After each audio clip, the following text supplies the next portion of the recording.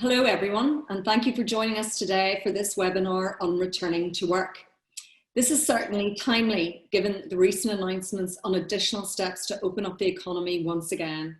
I hope all of you who are joining us are safe and well, and that you are managing through the health and economic shock which coronavirus has presented to all of us.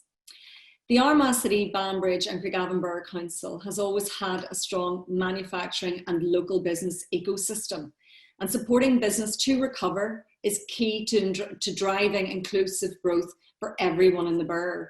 Supporting businesses to reopen is key to that recovery. Recent findings from the Business Partnership Alliance suggest companies and businesses, large and small, are gearing up for return to work. But one question continues to shine through: how can I open and operate safely? This session will share insights from experts on how to review your physical space to adapt for the return to the new normal, providing businesses and retailers with the opportunity to understand best practice on how to return in a safe manner, not just for your employees, but also your customers and your commercial neighbours, as well as considering some of the post-COVID challenges and opportunities for future success. My name is Katie Doran and I'm a partner at Lanyon Group, a communications company, and I'm delighted to host this webinar on behalf of ABC Borough Council. Today I am joined by an esteemed panel of experts: Adrian Farrell, Chair of the Business Partnership Alliance; Aidan Conley, Director of the Northern Ireland Retail Consortium; Gillian Topping, Head of Environmental Health at ABC Borough Council; and Brian Lavery, Managing Director of CBRE Northern Ireland. So before we kick things off, we just have a short message of welcome from the newly appointed Lord Mayor of Armagh City, Banbridge and Craigavon, Councillor Kevin Savage. As you plan for your business to reopen as part of the return to a post-COVID-19 working environment, we recognise and understand that this can be a daunting thought. So Armagh City, Banbridge and Craigavon Borough Council and the Business Partnership Alliance are here to provide you with the support you need moving forward. With the new government guidance, we all need to be planning for the next stage of the recovery. So where do we start? It gives me great pleasure to greet you as Lord Mayor of Armagh City, Banbridge and Craigavon, and to welcome you all to this webinar to help your business reopen after the recent challenges. Today's topic is returning to work, looking after your customers, employees and neighbours in a new environment. This session will share insights on how to review your physical space to adapt for the return to the new normal, providing local businesses and retailers with the opportunity to understand best practice on how to return to work in a safe manner, not just for your employees, but also for your customers and commercial neighbours, as well as considering the post-COVID challenges and opportunities for future success. I am delighted to welcome experts from different organisations to share their expertise in putting the necessary processes and procedures in place to ensure a safe working environment. Please welcome the local business voice of Adrian Farrell, Chairperson of the Business Partnership Alliance; Brian Lavery, Managing Director of CBRE; Aidan Conley, Director of the NI Retail Consortium; and Gillian Topping, Head of Environmental Health within ABC Council. Please also remember, if you have any questions or need some advice, I would encourage you to get in touch with the Council's Business Support Team via our website. A callback service is in operation should you need to speak to someone.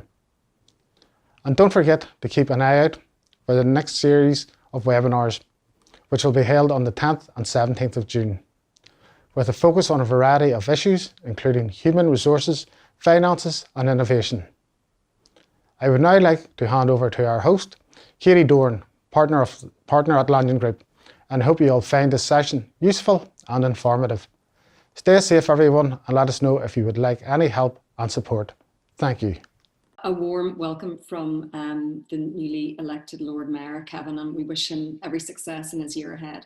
So the format of today will be, we'll hear from each of the speakers, and then at the end we will take a series of questions that some of the listeners today have already sent through. So I'm going to begin with yourself, Adrian, and I know you're under quite a bit of time pressure today because the drive-through McDonald's at Meadow Shopping Centre has reopened. But I just want to start with maybe you outlining the role of the BPA and taking us through some of the key insights from the research that you recently carried out. Good afternoon, everybody. Welcome to the first of the series of webinars on return to work. Particularly relevant today for me because there's a number of my McDonald's colleagues are returning to work today. So it's in reality what is happening just across the road from me.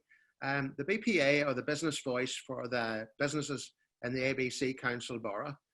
We've been constituted now for almost 3 years, and we try and articulate strategic issues to our council colleagues and to the regional authorities that we believe will assist our colleagues in business in the borough to grow and invest in their businesses. Re our survey, we had a survey just a couple of weeks ago, almost 300 returns to that survey, and a lot of very good information that we're still working through.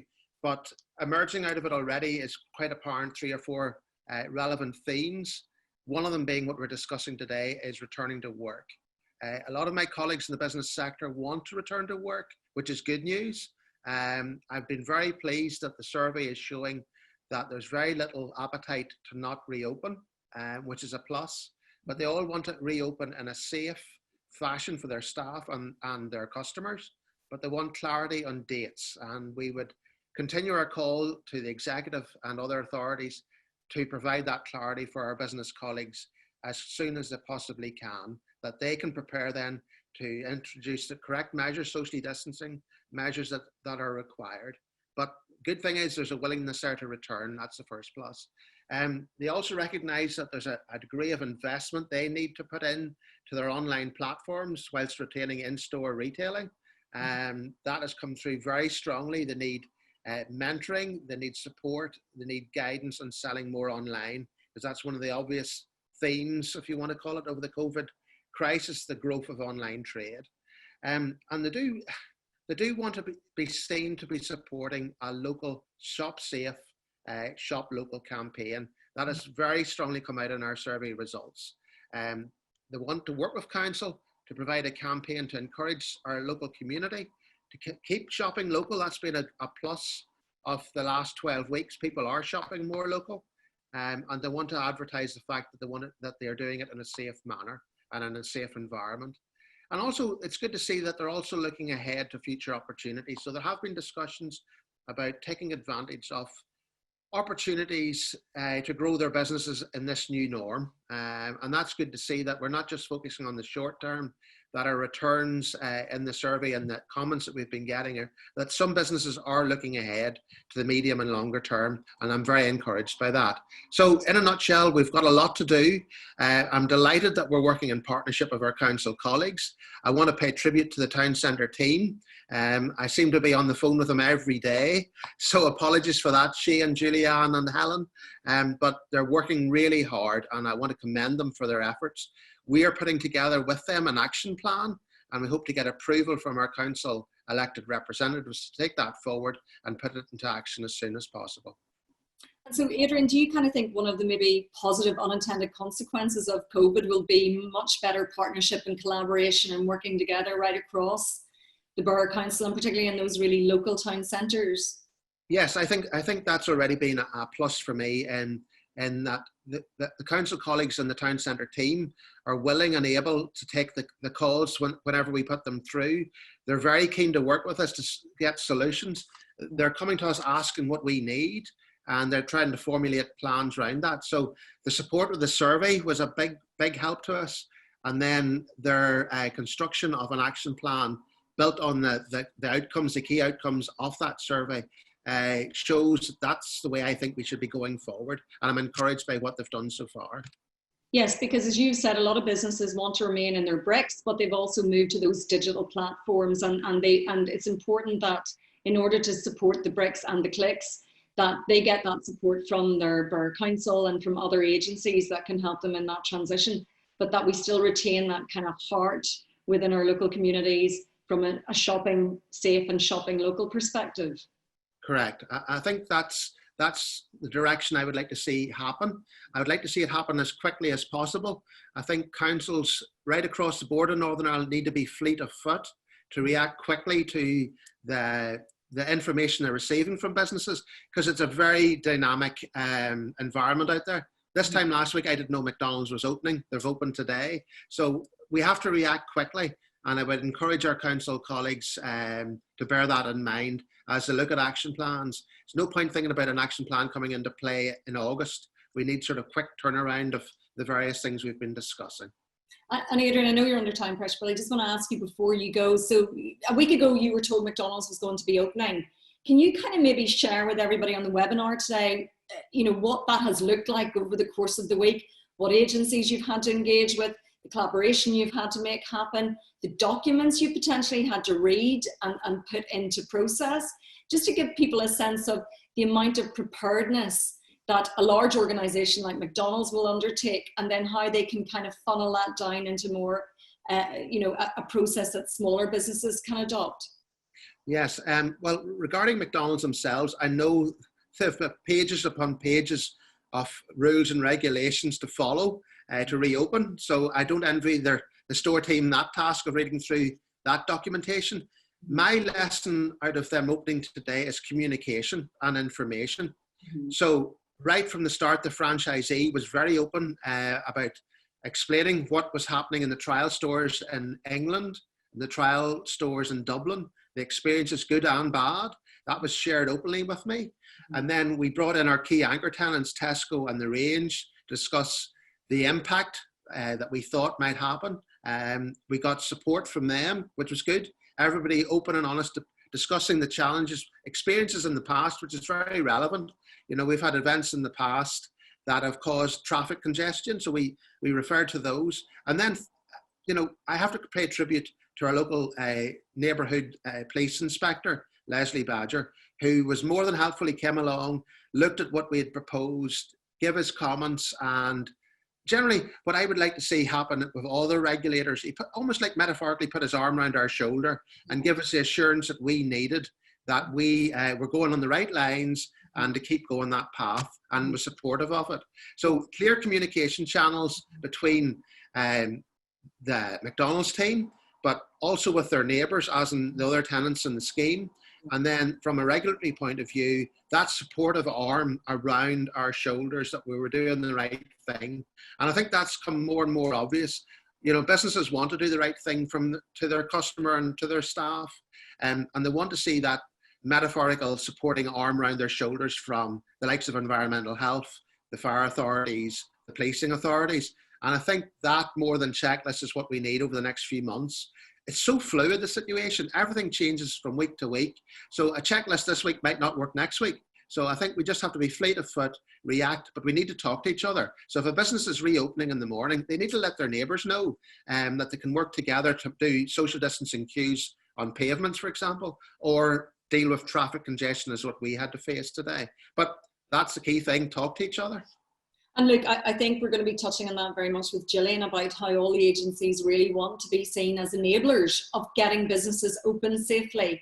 And that's really important. I think you touched on it as well, that we're all in this together and we have to help each other get the other businesses open. So working together, communicating, being fleet of foot and being ready to pivot very quickly to kind of adopt whatever new measures are being asked of retailers, shop owners, business owners, etc. So look, Adrian, that's fantastic. And as I said, I think the survey, the kind of level of results that you got from the survey and the insights and intel you got from the survey will really help form some of the strategies that you're going to work on with Armagh City, Banbridge and Craigavon Borough Council to help business build back better. Exactly. So look, good luck with the opening today, and I hope it all goes really well. So look, Aidan, thank you. Aidan, just leading on from Adrian's segment there, you in your role with the Northern Ireland Retail Consortium will be right across some of the issues that people are currently facing. And I think, as we've discussed earlier, some of that issue is really around lack of clarity about who can open and when they can open. So look, over to you, Aidan, maybe just to share a little bit of light on what the current policy is and to help clear up a little bit of the confusion that's out there. So just before this started, I actually had 3 phone calls in a row from people thinking that they could open when they can't. So that's obviously a key issue. I'm the director of the Northern Ireland Retail Consortium. I look after some of the biggest brands right through to some independent shops as well.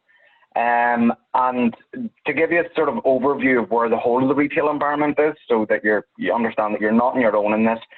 Despite sales being up in the first 2 weeks of March, which everyone saw, they were up about 12%. Since then, year on year, it has been the worst that we have had since 1995, whenever figures began. There's been a trend for shoppers to go to convenience stores, and footfall in supermarkets have died.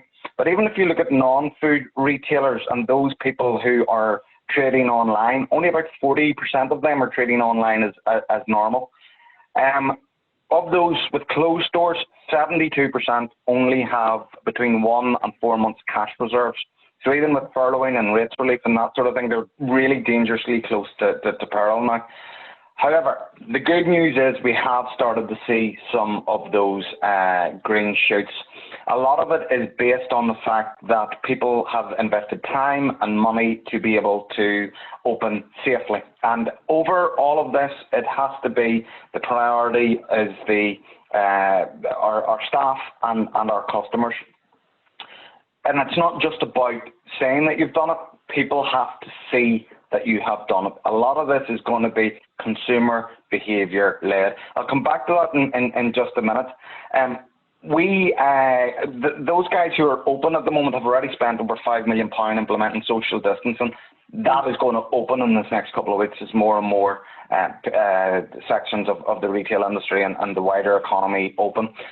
We in the Northern Ireland Retail Consortium, with our sister organisation, the British Retail Consortium, have put together some guidance which you can find on the BRC website, brc.org.uk, and that's really about social distancing. It doesn't matter what size you are. It matters what you have in place. Should that be outside the store, inside the store, hygiene, cleaning stations, general on social distancing, shop and till areas with floor markings, clear signage. There's lots and lots of good stuff in there. I know that Gillian and Brian are going to be talking in more detail about that, so I'll leave that to them. But as far as retail reopening, there's a lot of confusion. That hasn't been helped by the Minister saying one thing, and then we get the next day a load of things coming through which are caveats to it. So last Thursday, the Minister said that some retail would be opening. On Friday, when it came out, it was only certain SICs, that's standard industrial classifications, that were allowed to open. It was things like electronic shops, phone shops, furniture shops. Anything other than that, and you can go on NI Business Info, and they have the full list there. But anything outside of that cannot open yet. Now, what I've been doing for a lot of members and a lot of people who aren't members is to frame their concerns into questions and ask the Department of the Economy and the Executive Office, and slowly but surely they are starting to answer those questions. Now, the thing is, you may not be able to open, but even by you asking the question, you are putting pressure on them to open, and you're making it very clear that you have invested your time and your money and your effort to be able to reopen safely. We're obviously, Gillian and Brian's going to talk more about this, but this isn't just about the store. This isn't just about the physical store and the people who come in it. This is about getting people to and through the towns. This is about partnership working, as Adrian was talking before. And even when we have that little green flag that says that we can open, for some retailers and some other parts of business, it can take up to 3 or 4 weeks. So the big thing that we need now is clarity on who can open, clarity on when they can open, and clarity on what other support will be in place for those sections of the economy that can't open immediately. Because, quite simply, the longer this goes on, the harder it will be for some retailers and some sections of the economy to reopen. I mean, I think even during lockdown, obviously there were a lot of factories still opening, especially in the food sector, which is a dominant sector in the ABC area, and a lot of them really demonstrated fantastic best practice at how they managed to continue to operate to make sure we were all fed, whether city, town or country, during the lockdown.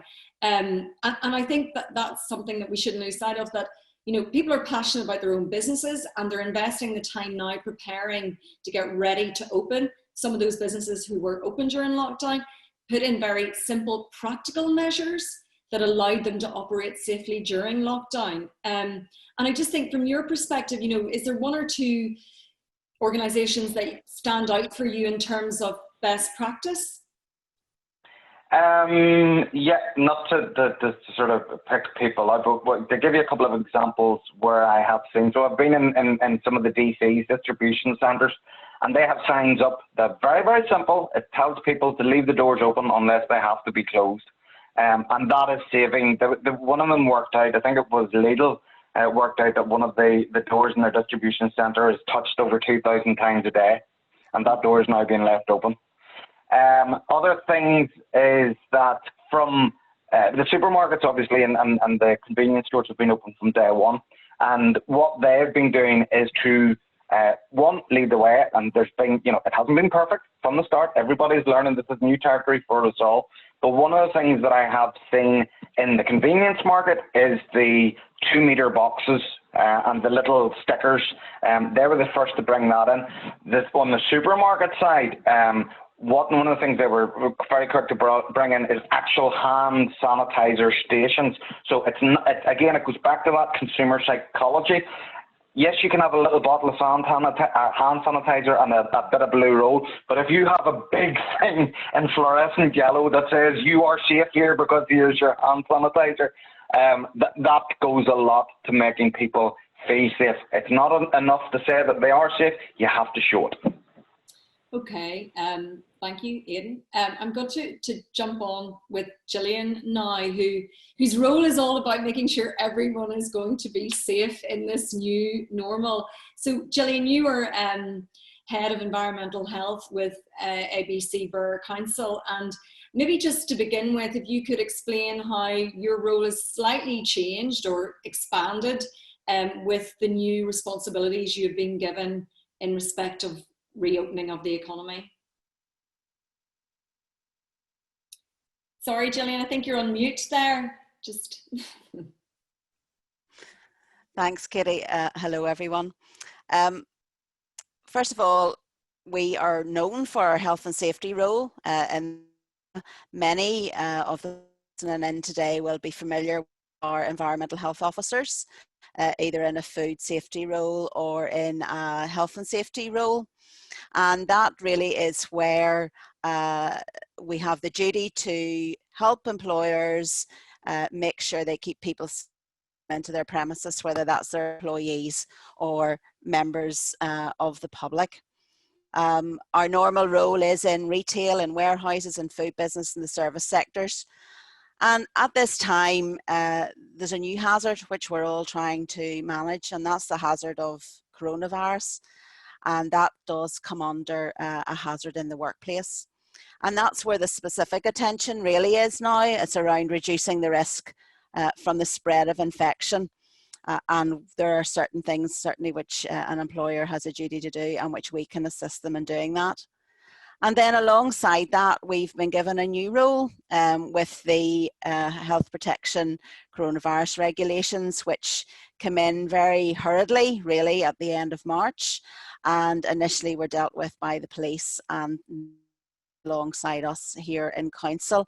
And that really is partly to do with this open and close. So what can be open and what can be closed, and we've heard from Aidan and we know from businesses that that's a real source of confusion maybe for them, and people wondering should they be open, can they be open, and we're looking at the sector which will be opening all being well on Monday, depending on the Northern Ireland Executive announced tomorrow.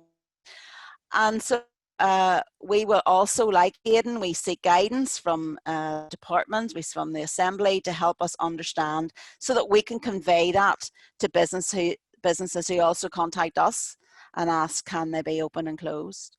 So how do we do all of this? And as I say, many businesses will already be familiar with us. They know that we can provide informal support. We are happy to provide advice and guidance, to signpost you, to deal with your queries, to help with anything, to follow up any complaints. But equally, we do have that formal role and we have that enforcement role where we need to, but that's not really the space we're working in at the minute. It's very much at this stage advice and guidance. Next slide. So we know that the question is, what are businesses doing? What can we do prepare to be open? So you may be able to open in the next few weeks or at the end of the month or later on. And one of the challenges which we all have been told is that there are folk who should be able to work from home. Now, perhaps in your business sector, there may be 1 or 2 people in an office or in another type of workplace, and those can be helped to work from home. And they've maybe been doing that. And that is something which you could consider within your workplace. Secondly, out of those practical 5 actions, carrying out a risk assessment, and I'll speak a little bit more detail around that.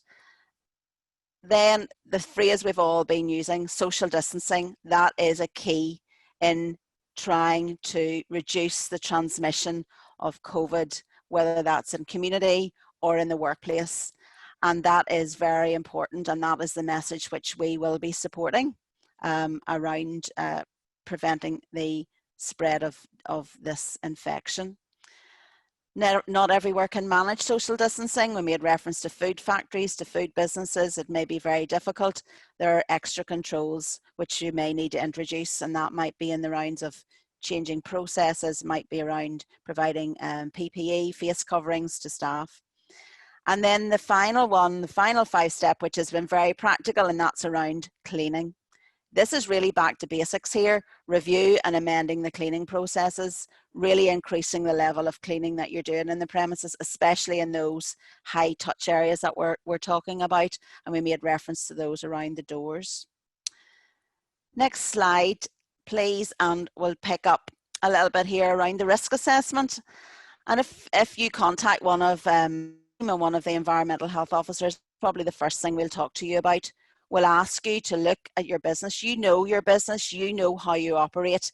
You're best placed, you and your staff are best placed to carry out a risk assessment. That's really looking at the practical controls and the actions that you might need to implement, you might need to change to enable you to reduce the risk to your staff and to your customers coming in. So things really like hand washing. As I say, back to basics, hand washing and paper towels are the best. If you can't facilitate hand washing all the time, then hand sanitizers, providing those for staff, perhaps working at a counter, working at a till. And then the basics of the good hygiene messages that we were told right from the very beginning of this pandemic, the cough hygiene, the provision of handkerchiefs, how we manage our own personal hygiene in that regard. Cleaning, I've mentioned that. That is really back to where we start with. Most frequent areas, your touch points, your counters, your doors, your toilets, your changing areas, desks and telephones. Thinking about how often and how much more we might need to clean. And we've mentioned social distancing as well. Reducing numbers really in the shop or in the office. How would you do that? How would you work with your staff? Who will come in when? Would you open longer hours and put staff on different shift rotas? Would you put in a one-way system around your store? Perhaps you're working in a small retail shop and it might mean only one person at a time. How do you do that at the door? How do you convey that message really to your staff? How do you engage with your customers so that everybody's clear what they expect when they come and that they feel safe and they feel confident to come back into the town centre, to come back into the shops? And there are lots of other things which we need to do in terms of that public health messaging. Symptoms, we can't forget. People who are ill, showing symptoms, stay at home, don't come to work. What are you doing as an employer to make sure that you can facilitate that message? That might be difficult. That might prove difficult as we move into this test, trace and isolate, where perhaps people in your workplace may be asked to stay at home for 14 days because they've been in contact with someone who's been ill. As an employer, how will you cope with that? What will your attitude be to your staff around that? So I'd ask you to think about that. And then the last step really is around discuss all of this with your staff. they know how your operation works, to give them confidence. We can't forget, these folk haven't been in their work for the best part of maybe 10, 12 weeks. Lots of people haven't been working. They too need confidence to come back. They're maybe leaving behind a vulnerable partner or elderly parents. So it's around talking to the staff and discussing with them, and then communicating that all to your customers. What to expect when they come, what are the practices? If they're concerned, who do they speak to? Is that what you want? Do you welcome that? And I would suggest that really this is around engaging and explaining, and that will really help, I believe, the customer confidence. And it's that visibility and perception. We've heard Aidan and Adrian say that. It's communicating that and really making it visible that we have that confidence really to come back to shop, and to give your employees and the customers confidence that they can be safe when they come in to your retail shop or your workplace. Next slide. So we will refer out to many sources of information and guidance. This slide and the next one after has lots of those, and I believe they'll be available to you to access. A couple of notable ones there. I know that there are many food businesses who have been closed. They're maybe thinking about changing their operation, or they're thinking about how will they open up as a cafe. What other things could they do? There's very good guidance there from the Food Standards Agency. I'd really direct you to that, because they talk about the very practical measures. Adrian mentioned them in terms of a larger store like McDonald's, but it's around cleaning before you open. It's around maintenance. It's around checking that everything's working so that you can safely reopen. Might need to retrain staff on new measures as well. So I'd point you to that one. And also on the previous slide, the gov.uk site, and at the bottom there, working safely during coronavirus. There's something there called the 8 sector guides, and there's sector guidance there written in the English context for now, but they are being looked at for Northern Ireland, and that's around retail, shops, offices, food businesses, and many other sectors. So I would encourage you to take a look at the guidance there. Lots of practical steps, but again, environmental health, we can help and support you at this time as well, and our contact details are there. Thank you very much, Gillian. And I know we want to put some questions to you at the end, but I mean, you're very keen as well for people joining today to understand that whilst you have an enforcement role and you're very much about protecting the public, you are also wanting to be seen as part of that group of agencies that are there to enable business, because business getting back and business reopening is good for the bearer. And I think maybe, do you want to just touch on that briefly before I move on to Brian? Yes, certainly. We know that came up in the survey. We know that, as I say, the Environmental Health Service and the Council is well known. Many businesses will know who we are. They might not always like it when we call with them, but we hope that we will always get something out of it. And this is around really just promoting the business and assisting them to reopen, to bring that life back into the town centres and into the high streets, to bring that life into the economy, so that when customers come back out, they can feel more confident for that. And our job is to help and try and support businesses, and we want to try and do this at this time.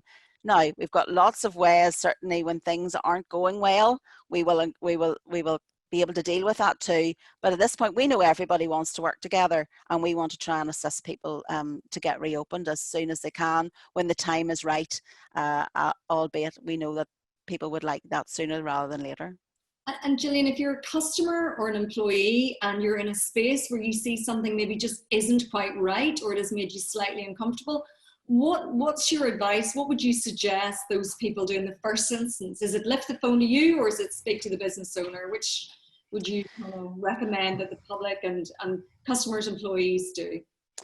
We're always open to the public to contact us about anything, and perhaps they don't want to raise it with the business owner. But I would encourage you in this particular situation to speak to the shop manager, to the supervisor, speak to your line manager if you're an employee, because there's a lot of, everybody's learning this as they go along. There are lots of guidance and examples, but nobody's really getting it right. Nobody can be expected to get it right all the time, especially so much learning. So I would say, If you're a customer going in and you think something's not quite right, or you feel that there haven't been enough steps taken, speak to the folk in the shop. If you think that they're not taking it seriously, or they don't appear to be wanting to listen, then certainly contact us, come through to the council. And the same for an employee. But we would encourage folk to talk things through with each other. Of course, we're always here when that's appropriate. Thanks, Gillian. And so, Brian, you've got some slides which you're going to share with us today. And we've heard a lot about the retail space. I think some of the slides that you have today will also help those who work in an office space to understand how they can put a safe return to the office into place and how they can reinvent their space. Also, I think there's a lot of people today have queries around what is the responsibility of the landlord versus what is the responsibility of the tenant in terms of making some changes that need to be made to the workplace or the workspace. I also just want to mention before you start, Brian, that you really work with such a diverse group of companies. You work from everyone from global institutional investors right down to small business owners that maybe own a unit or two. So you've a really broad perspective on a lot of the issues. That's right, Katie. Thanks very much for the introduction there. Yeah, at CBRE, we deal with all sectors, everything that touches property, basically, we get involved in. So we cover the retail sector, the leisure sector, hotels, offices, and industrial. And I think the first element here, first slide, please, is at least, and the positive element is at least we are talking about a recovery, and that is positive. There are elements of that recovery that we control ourselves and other elements which are without our control. The elements we control ourselves, Gillian and Aidan and Adrian have been referring to, of how we can support within our workplaces, social distancing and adequate supplies of hand sanitizer, etc. That's all within our control. Externally from that and outside of our control is the likes of testing and monitoring, vaccine hopefully coming through, etc. But also hugely importantly, the government regulations. And I would echo what Aidan said earlier on there, that we're not really getting enough clarification on that back to work message on all of the different sectors. And we, as I say, we look at all those sectors. So that's really paramount that we get clarification on that pretty quickly. Next slide, please. So at CBRE, we looked at it in 3 stages of this getting back under a safe and healthy plan. One was planning the return to the workplace, considering what needed to be done physically before we move back in, then physically bringing the employees back in, and then finally the ongoing workplace management and evolution. And that's really about future-proofing your premises once you do get back into a more normal way of working. Next slide. Yeah, mobilizing stakeholder engagement. It's really a terminology that I dislike. And what does it really mean? Well, it really means who should I consider when I'm moving back in? And more importantly, almost, who should I talk to and who should I communicate through? And that's been going all the way through these presentations. On the occupier side, I need to talk to business leaders within my business. I need to talk to employees, the functional partners and the health and safety people within that business, fire marshals, etc. And from the landlord side, I need to talk to my property managers. I need to talk to my supply partners, my amenity providers, my service providers. We all have to remember that for a successful return, many of these premises won't have been used for 3 or 4 months, and more than that in some cases. And it's a bit like having a car. I use the analogy, if you haven't driven your car for 4 or 5 months, you'd go out and check in the garage that at least there's air in the tires and petrol in the tank, etc., and oil. And we need to do that with our premises before we can go in and return. Next slide, please. So on the planning side, we need to decide which functions absolutely need to return and perhaps stagger those that don't. I'll give you the example in the office at CBRE I have in Belfast. We have approximately 40 people. I anticipate 10 of those people will probably stay and work to home probably until the autumn, and then we have 2 teams of 15 that are hopefully going to go back in when we get clarification from the government, hopefully go back in at the start of July, and they'll be running in teams One will come in 15 people for 1 week and 15 people for the next, and there will be a deep clean in between those two teams. We also have to keep on supporting those people that are working from home and have the ability to do that. It's now becoming long-term, so do you need to supply furniture to them? Do you need to supply stationery and more IT support? And then, of course, it's, as Gillian was detailing there, being really flexible in terms of anybody at risk. Slide, please. Going back in together what you related to there, in regarding to landlord and tenant, you know, it is the most important aspect of that is communication.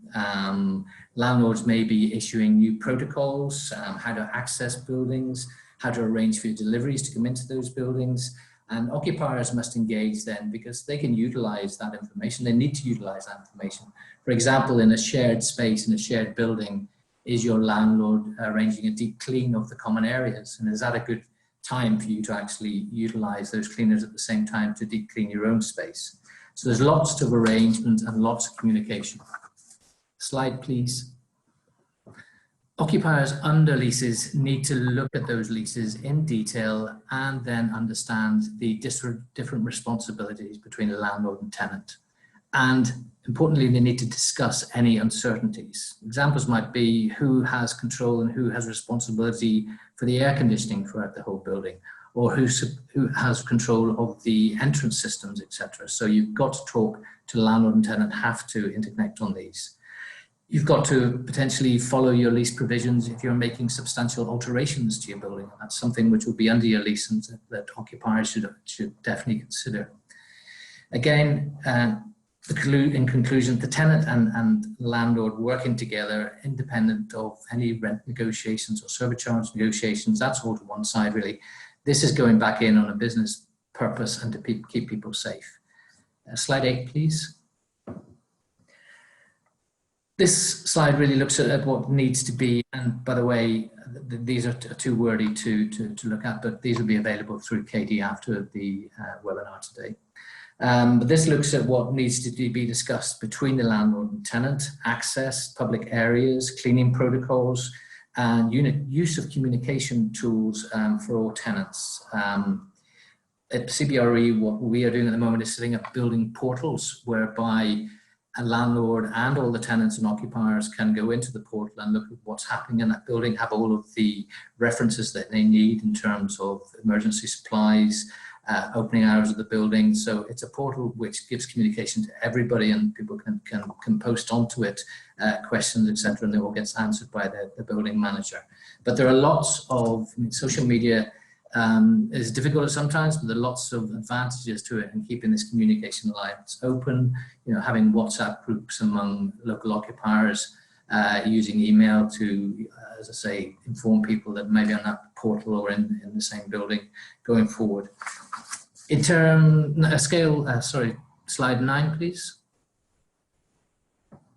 Once back in the workplace, I'm afraid the vigilism, I don't know if that's a word, but if it is, that's what has to remain. We have to stay ready to adopt to any new regulations coming through.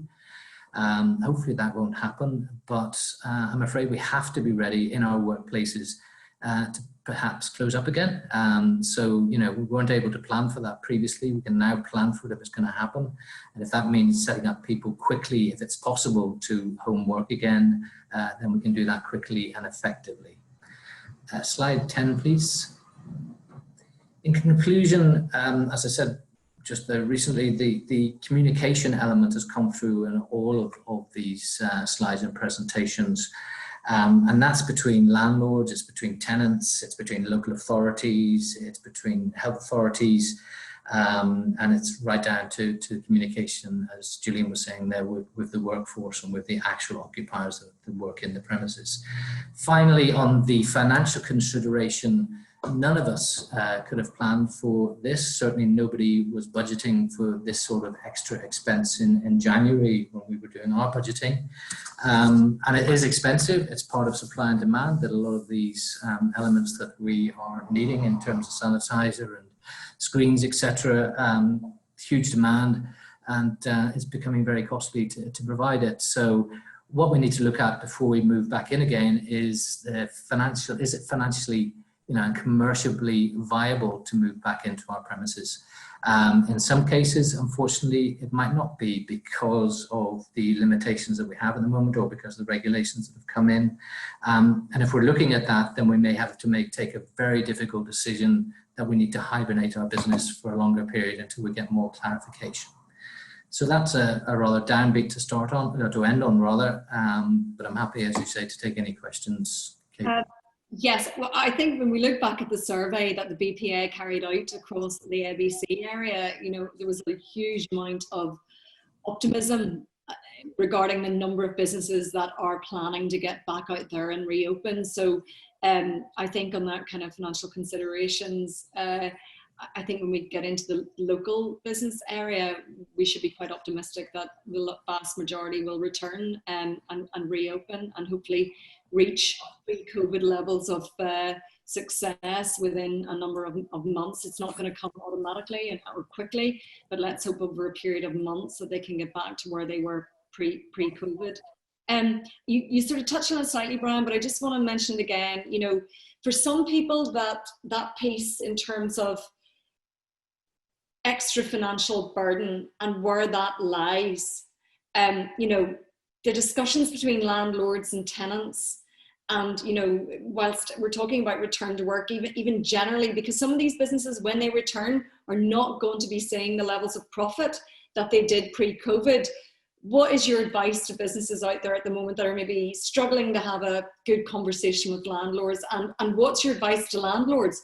Because tenants aren't queuing at the door. No, true. It's difficult times for both sectors, certainly landlord and tenant. We do have a contract in place that you can refer to, and that's your lease. So I was detailing there. Yeah, that will give a lot of clarification as to who is responsible for what.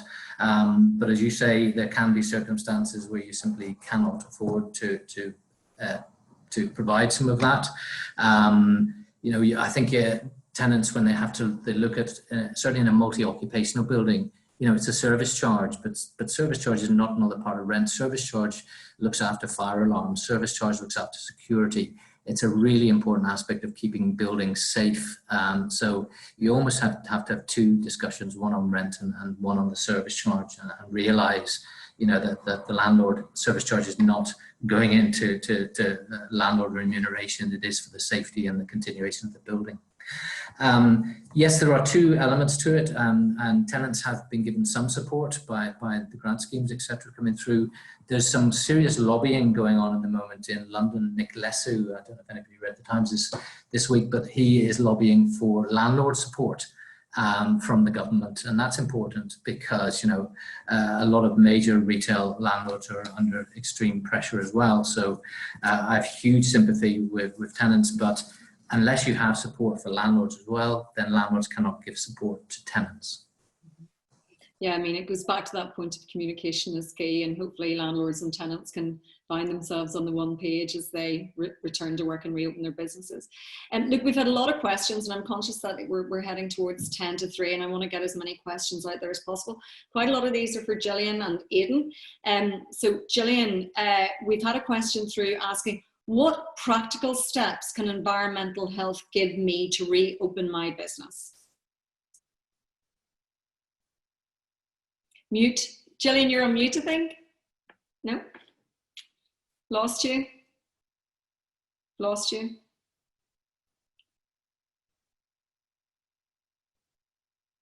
I'll move to Aidan and ask him some question. We'll see if we can get you, even if you want to come off the Zoom and come back on, you might. Aidan, so lots of confusion. So we've got a question in from someone saying, I own a small ladies' clothing boutique. I feel that I have created a new safe space for my customers to come back into my shop.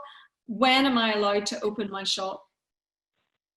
So that has not been decided yet, and in fact, I'm not particularly breaking a confidence, but myself and 12 of the Chambers of Commerce and Retail NI are putting out a paper tomorrow to the executive, and it is asking for clarity, and it is asking when shops like yours who have gone to the effort, who have looked at different ways of working to get around or to work within the guidelines and also make it safe for customers and staff, can open.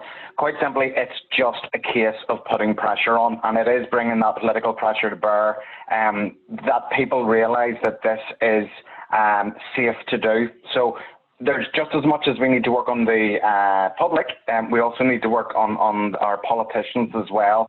There are some who feel that, you know, we should all be wrapped in cotton wool. What they don't realise is that there's business implications here, and as long as we can open safely, we should be able to open. Okay, I mean, similar question again. I run a nursery for children. I take care of young children. When will I be able to I have been closed during lockdown, but when can I reopen? I feel I put this appropriate safety measures in place. So I would look into that one quite simply because there has been provision schools and some nurseries are already open. Some in Belfast and in different areas I know that have opened. I think a lot of it has been because of childcare provision that was needed for key and priority workers, and that means that the amount of children that have gone into those care settings has been less than normal. The more the economy starts opening up, one of the biggest problems that has been foreseen isn't, in fact, the social distancing. It's the fact that childcare will be needed because the schools are off and because no longer will you have both parents or even one parent at home if industry starts moving. I would, if I were you, I would ask the Department of the Economy now to whether or not you fall within the remit of opening and see where you go from there. They're not going to do a blanket opening in the way that they've done for other sectors. I think it's worth your while, though, asking the question. I'm going to try Gillian again. Yeah. No, we've lost you completely, Gillian. Yeah, and I think that was one of the other questions, Aidan, and it's more, and maybe it's more for these businesses to go to their industry body. It's somebody who's come through from a hair and beauty salon asking, do my customers have to be 2 meters apart? Do my staff and my customers have to wear PPE gear? So that, if you look at where the 5-step plan was put in, and hair and beauty actually fell within the retail framework. So we have step 1, which we're in at the minute. We're moving towards step 2. There is no step 3 for retail, strangely. Step 4 is hair and beauty and that sort of thing. And a lot of people have thought that that's quite strange, that that's for where you're actually touching someone. And step 5 then is your coffee shops and your restaurants and that sort of retail offer. I think one of the big difficulties that's going on in the executive at the moment is how to maintain that safety when you are working in as close proximity. God knows I don't want my hair cut with someone who's 6 feet away using a pair of hedge clippers. So it is going to have to be some type of PPE. There is going to have to be those protective measures. It is, I still think, going to be a few weeks before we see that. And one of the reasons why is because that it is so hard to do those close contact parts of retail and hair and beauty, etc., and provide the protection needed. So I'm afraid it's going to be a waiting game for another few weeks. And again, we're going to have to wait for that direction and those unequivocal, unambiguous guidelines coming from the executive. You know, I think you're going to be first in the queue, are you, for the male personal grooming? I think so. Before this lockdown started, I was actually clean shaven, looked about 18. So I think if there's anyone in the IBC area who would like to take Aidan on the first day of opening, go for it. Send through your request.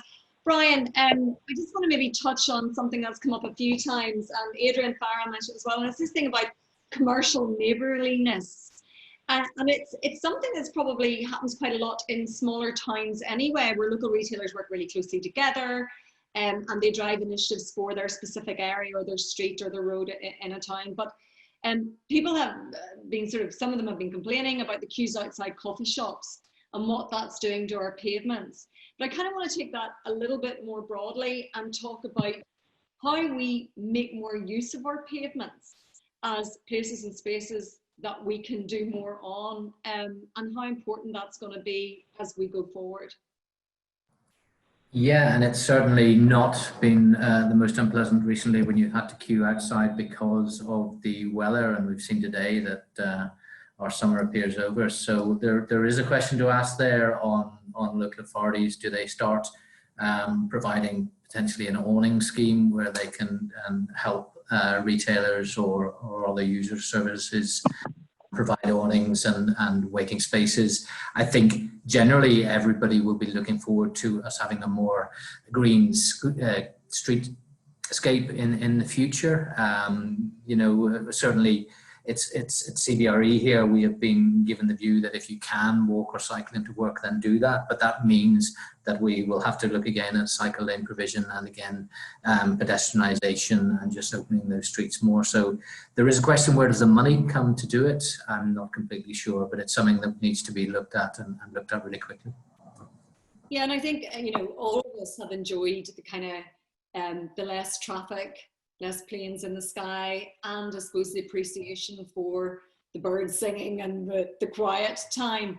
And that's something that we shouldn't lose sight of as we all move towards reopening. How can we reopen our businesses with a real kind of focus on a more green agenda? And I'm sure that's something that ABC Borough Council will be looking at, and how they can partner with businesses in their area on that greener focus. Gillian, I'm going to try you one more time, just in the hope that we can hear you, because, as I said, people were really keen to understand what are the practical steps that environmental health can offer businesses to get reopened. Can you hear me? Good. On another device. Practically, again, perhaps people are thinking of things within inside their premises. Maybe they're thinking of perspex screens or hand sanitizers. We haven't got the ability to provide that to a business. It's really a business to source and provide that for themselves. Practically speaking, we can point out where they might need some of these things or help them understand the appropriate points in their business or in their process where they could do them. We can maybe signpost them to some suppliers, some local suppliers or to sources of that. And also signpost really to the likes of the trade associations and those bodies which are working very much behind the scenes around knowing the sector that they're supporting. So that's really the main thing. I think as an organisation, we are looking at the town centre agenda. We have been. That will change, that will flex, it will have to for the new environment that we're working in. And so that's something the council will be putting very much to the fore and looking at those town centre task forces which we had. And again, what are the practical things around those use of the outdoor space as well. So look, I'm going to wrap things up because I'm conscious we're just 2 minutes off 3 o'clock. And I think for me, the key messages to take away today is that it's fantastic to see so many businesses wanting to reopen. And it's just important that they keep an eye on doing that with safety at the heart of how they do it, for their safety for their employees, their customers and their neighbours. ABC Borough Council is definitely here to work with people. That's a key takeaway from Gillian and from what you've said. And it's very much for the council to be an enabler to business to get you back up and open and operating within that lens of safety. We are all in it together, so it is about helping one another. And rather than lifting the phone to report, ask to speak to somebody in a business if you don't see something that's just quite right. If you own a business, make that opportunity for someone to speak to a supervisor or the business owner really easy. Make that one of your signs that you put into place. And I think, as Adrian said at the beginning, it's really important that we remain fleet of foot, because every week this changes, in fact, every day. And finally, I'm going to put all of the responsibility on Aidan Conley to get more clarity from government so that all of these small local businesses that are on the webinar with us today are absolutely clear and sure that they can reopen with confidence, because confidence is key here. No pressure then. And finally, I just want to thank everyone who joined us today for the webinar, but in particular our contributors, Brian, Gillian, Aidan and Adrian. I wish everyone a safe reopening of their business. Take care and stay safe. Thank you very much.